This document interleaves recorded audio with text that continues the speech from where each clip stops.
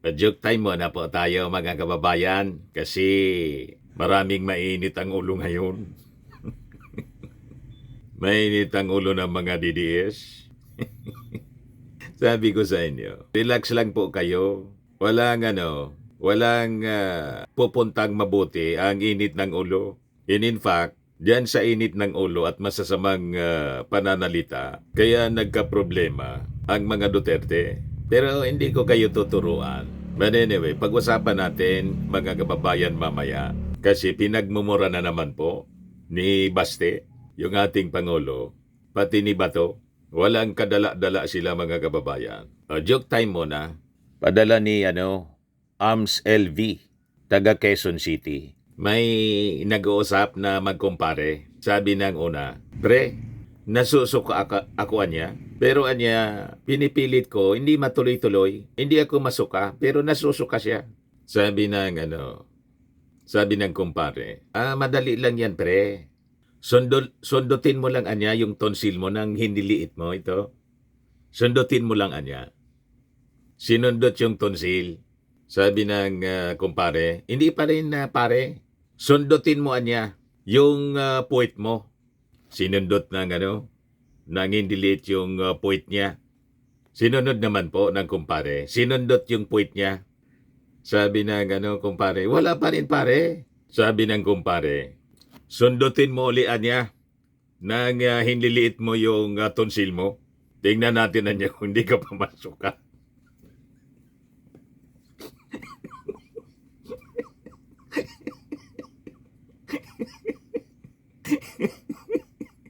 Galing sa puwet yung... Iwan ko anya kung hindi ka pa yan masuka. Kawan nyo talaga, Mr. Maravillas. Pinatulan mo yung kwentong ganyan. Kumakain pa naman kami. Anyway, matik na po. 200 pesos para kay AMSV. Ipadala mo yung GCash mo. GCash number. Kasama ka na sa monthly raffle natin. 5,000 yung monthly price. Yung hindi mabubonot, sa December, qualified pa rin kayo sa grand draw. Yung mga entries, nagpadala ng entries. 10,000 yung price natin. Dito na tayo mga kababayan sa seryosong topic natin. But before that, gusto ko na makiusap sa inyo. Click subscribe mo na po dito sa ating YouTube channel kung hindi pa po kayo nakasubscribe. Like and share na rin po ninyo ng ating video. And hit the notification bell para lagi po kayong updated sa mga kaganapan dito sa ating bansa. May pakiusap po yung ating mga Marcos loyalist. Lalo na po itong si Yayam Dizon. Kasama natin ng mga vloggers. Kasi alam ninyo, tumitindi po ang mga propaganda ng mga DDS. Ikukunti man lang sila mga kababayan kung ikukumpara sa mga Marcos loyalist. Yung 32 million na boto ni Sara, 31 million po noon, mga Marcos supporters. Si Digong, sabi nga natin, nanalo siya. Sinuport kasi po ng mga Marcos loyalist kasi in-endorse ni Amy Marcos. Yan ang istorya niyan. Kaya lang masyadong active mga kababayan yung mga trolls ng mga DDS kasi ang sabi may pondo galing sa foreign power. Kaya karamihan sa kanila po, walang mukha, nakalock yung kanilang mga accounts. So alangan man po, ang organic na mga supporters ng ating Pangulong Bongbong Marcos, magpatalo po tayo. So tama itong pakiusap po ni Yayam Dizon. Basahin ko po sa inyo. Massive kasi po yung fake news. Pagpapakalat nila ng fake news. Kaya sinare ko po siya. Maganda siya. Sabi po niya, sa lahat ng mga Marcos loyalist at supporters, kung gusto nating manaig ang katotohanan laban sa fake news, huwag lang tayo mag-like o mag-comment. I-share natin ang mga post mula sa mga vloggers na may kredibilidad at walang history ng pagpapakalat ng maling impormasyon.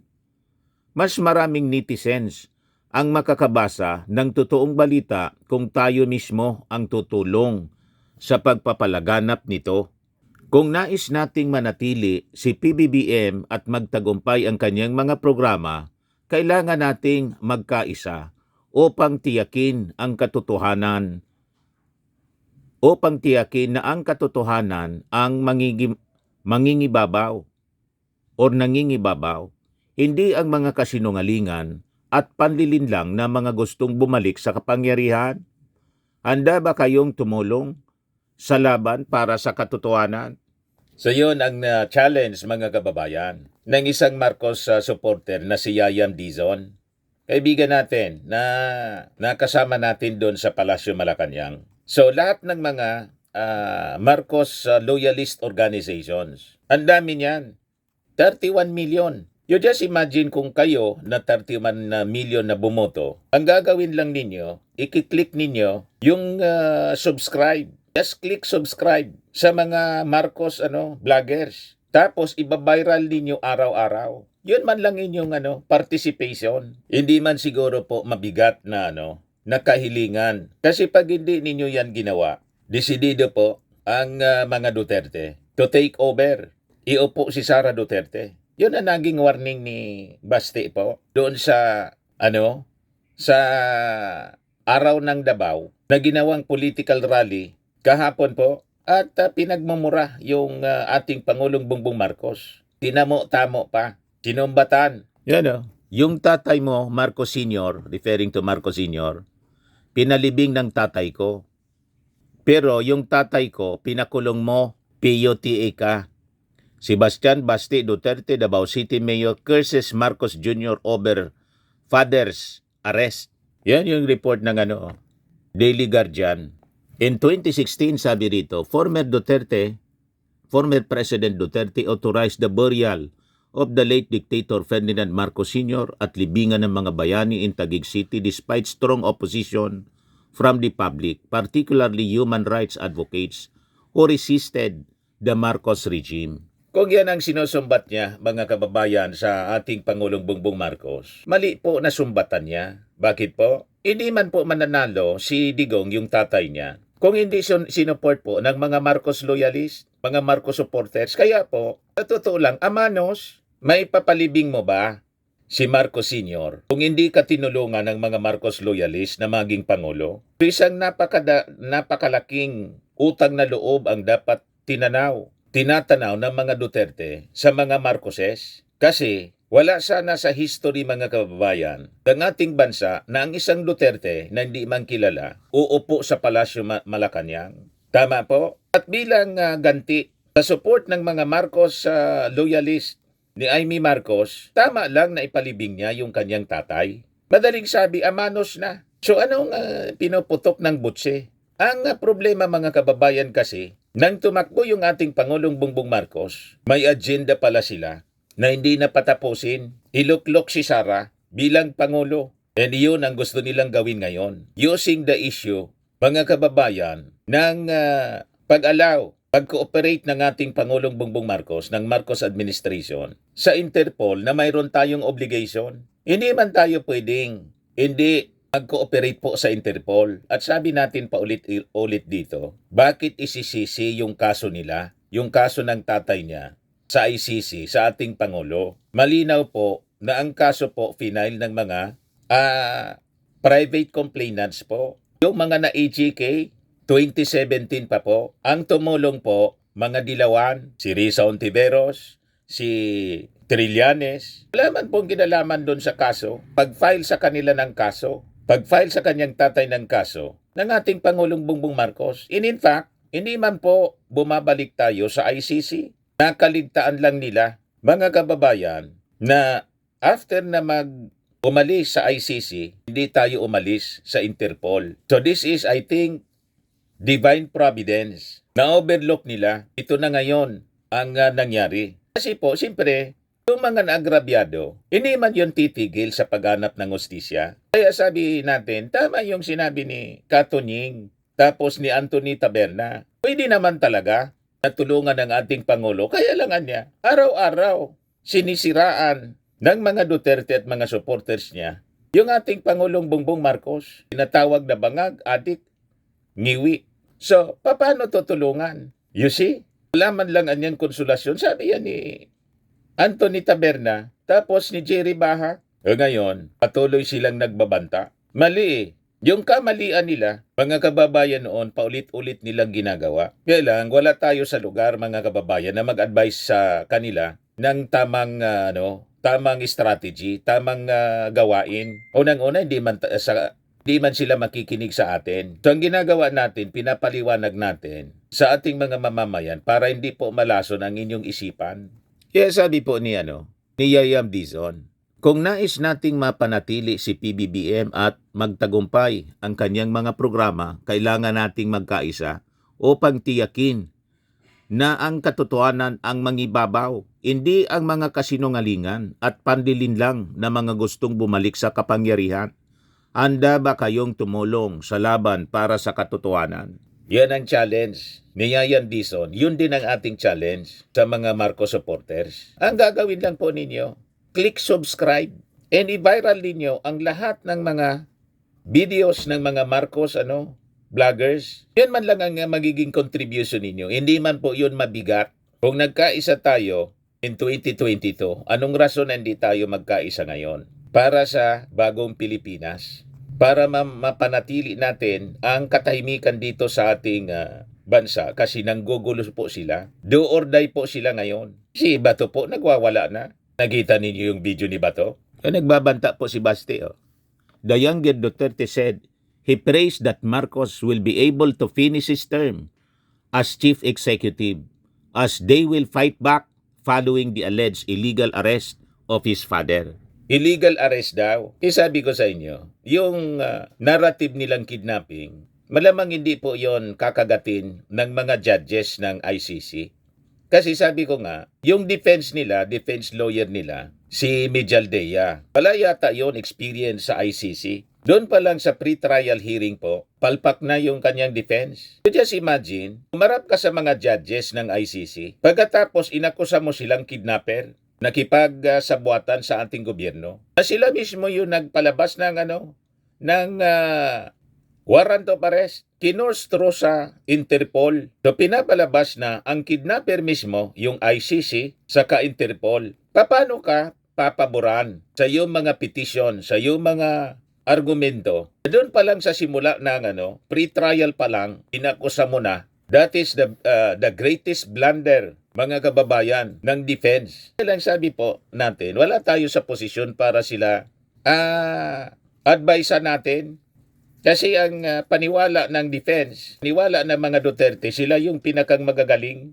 Paano yan? Nakakuha ng katapat po. Hinayaan ng Diyos. Divine providence nga po ito. Dahil kasi po sa pagmamalabis na pati yung Diyos pinagmumura ni Digong. Viral po yung mga videos ngayon. So yun ang pakiusap natin personal sa ating mga Marcos loyalists. Nagbabanta sila sa isang people power. Yan They will fight back following the alleged illegal arrest of his father.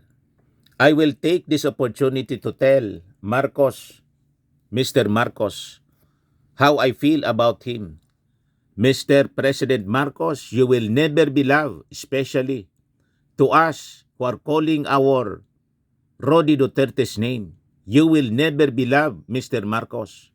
We will stand up and we will fight back. So ginagamit po nila yung mga fake news as propaganda. Kung ano-ano pong video ang ginagamit. Pati yung sinulog prayer march ng sinulog, ginamit para palabasin, nag-aalsa na po yung mga tao kung ano-ano pong mga fake videos yung ginagamit nila. So magtulong-tulong po tayo na hindi po mangibabaw ang paglaganap ng pagpapakalat nila ng fake news. Pati itong argumento nila na illegal yung ginawa, that is baseless po. May warrant of arrest. Ang ICC nag-coordinate po sa Interpol, then we are a member of the Interpol. That is why obligated po tayo na mag-cooperate. Many times yan na po ang pinaliwanag ng ating Pangulong Bongbong Marcos. Kaya lang sabi nga ni Anthony Taberna and Jerry Baha, pwede naman talaga na tulungan ng ating Pangulo. Yan po. Talagang pigilin ng Pangulo yan eh. No. Yung arrest warrant na yan, ICC man yan o Interpol. Lang, meron ka ba naman kang konsolasyon na pigilin yung arrest warrant walang lubay ang mga Duterte, katitira sa'yo. Isa pa yun. Oh, ba't ka naman gagawa ng mabuti sa isang taong araw-araw ay tinatawag kang bangag, Ayan. adik, diktador. Pagpaplanuhan ka ba ipapatay? Papaplanuhan, papatay, tapos ipagtatanggol mo ba yan? Parang, okay. Iba rin talaga pag may kausap ka ibang tao. Yan din naman yung binabanggit natin nung nakaraan na parang nag-extend ka ng reconciliation, helping hand. Iniaabot mo, pero inaabot mo yung kamay, tinataga yung kamay mo. Na sinasabing bangag ka. Ba't mo kami aabotin? Bangag ka. Adik ka. Adik ka. Ngiwi ka. Lahat. Paano nga naman mangyayari? Kumbaga, Andun tayo eh. umaasa Masyadong ka abusado. sa kapwa mo na mabuti ang gagawin sa'yo, pero ginagawan mo naman siya ng masama araw-araw. Yun ang sinasabi natin. Oo.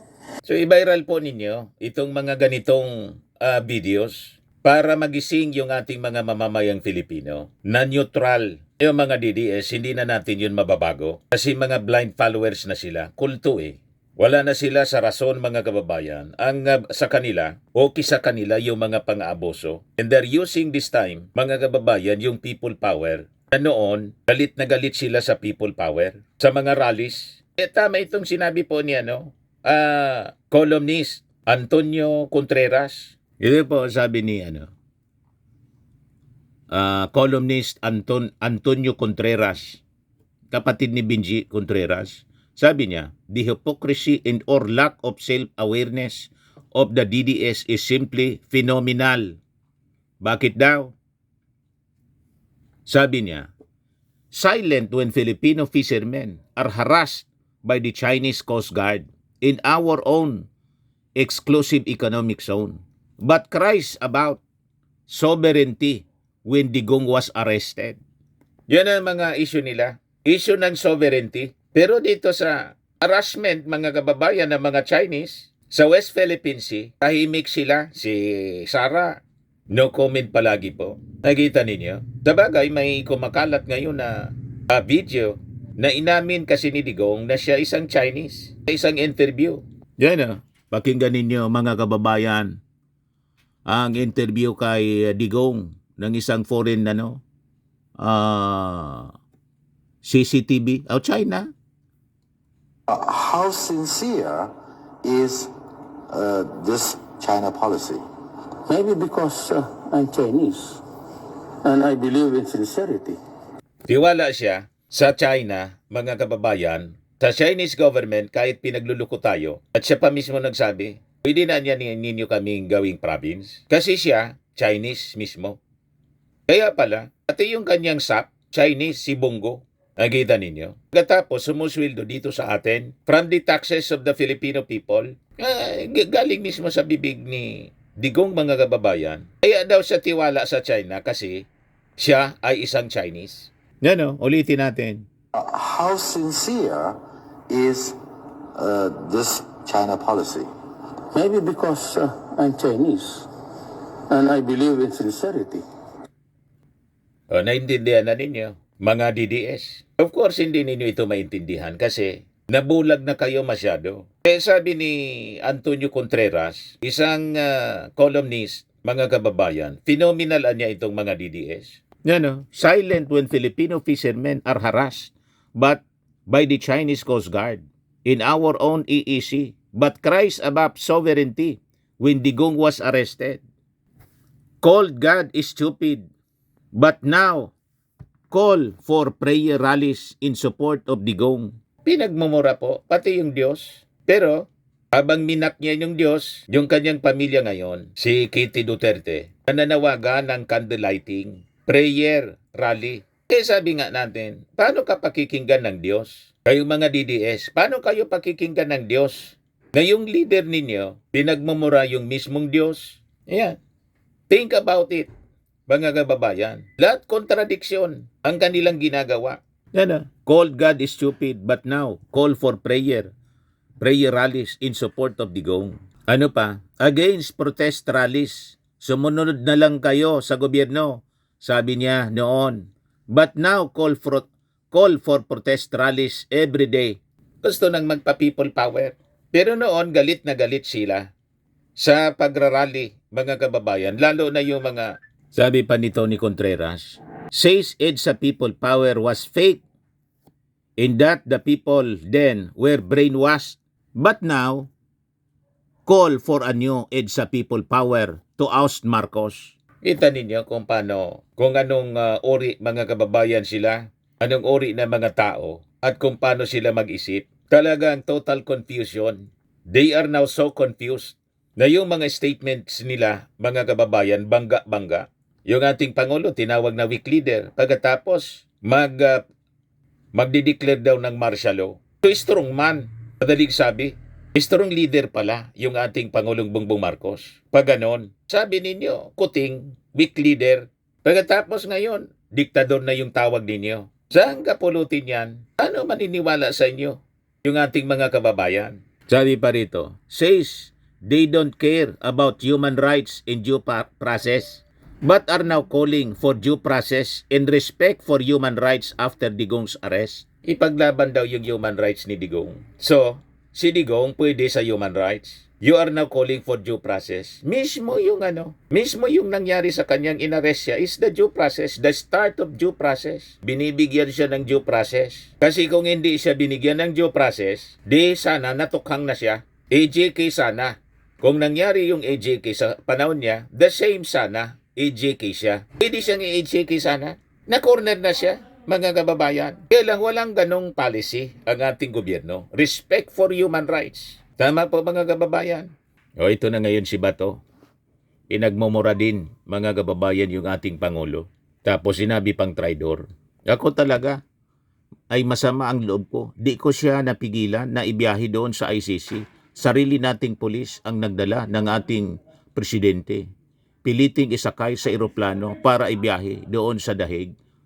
On what basis? Palaging sinasabi ni President Marcos, hindi namin nire-recognize ang ICC kasi di tayo miyembro.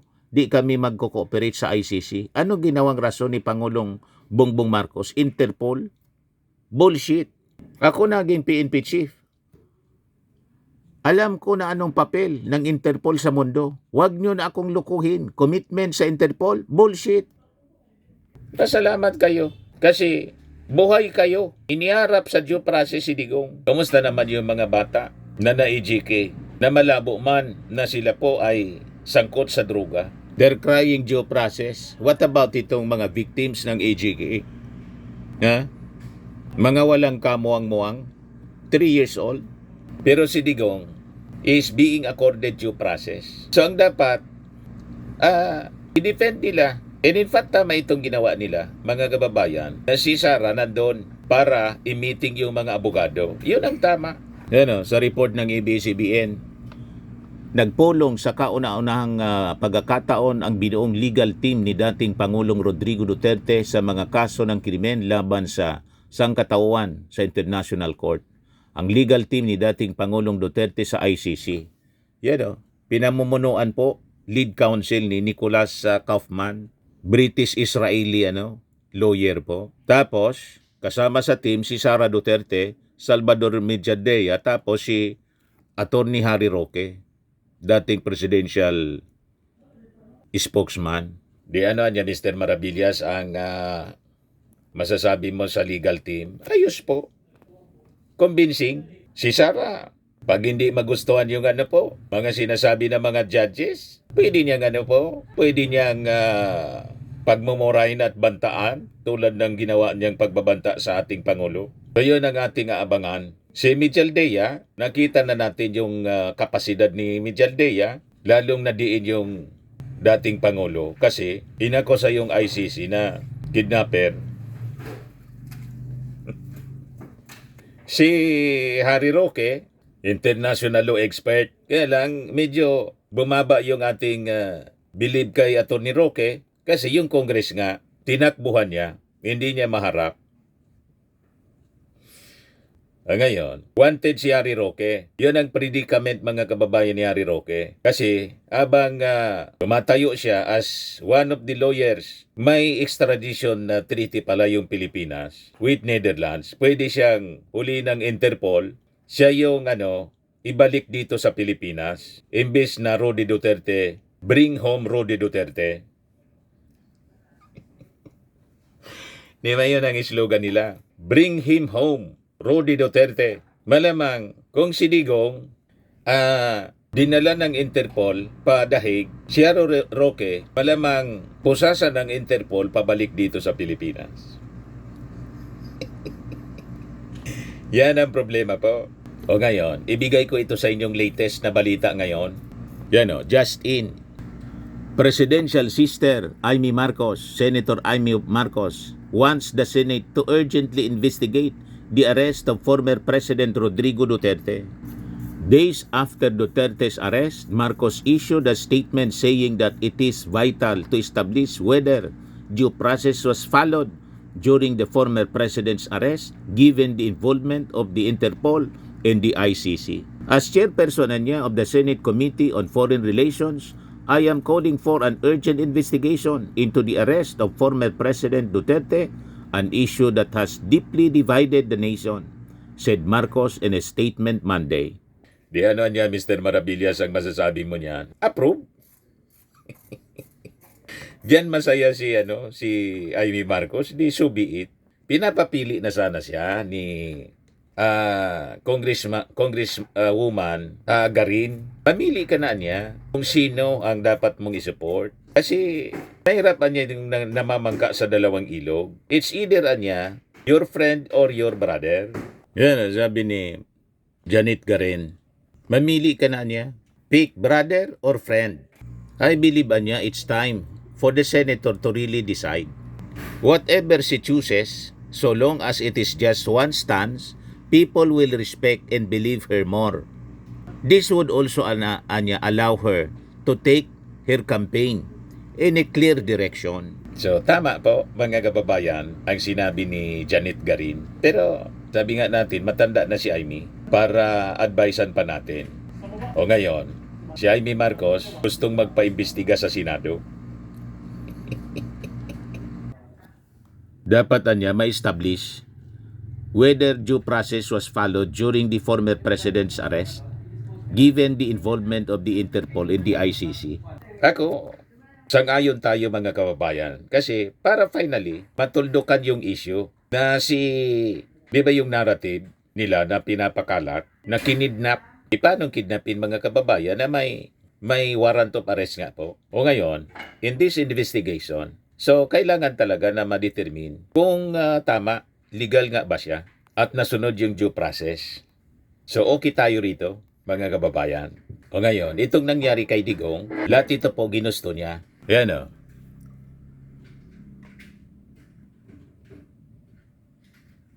Kaya walang dapat sisihin, kundi sarili niya. Ginusto niya ito. Yes, Mr. Chair. Mr. Chair, siguro, tatanong ko na lang diretso, Mr. Chair. Yung former president ba ay willing na mag-cooperate sa investigation sa ICC? Kaugnay dito? ICC, ma'am. I'm asking the ICC to hurry up, and if possible, they can come here and start the investigation tomorrow. This issue has been left hanging for so many years. Matagal, ma'am, baka mamatay na ako, hindi na nila ako maimbestiga.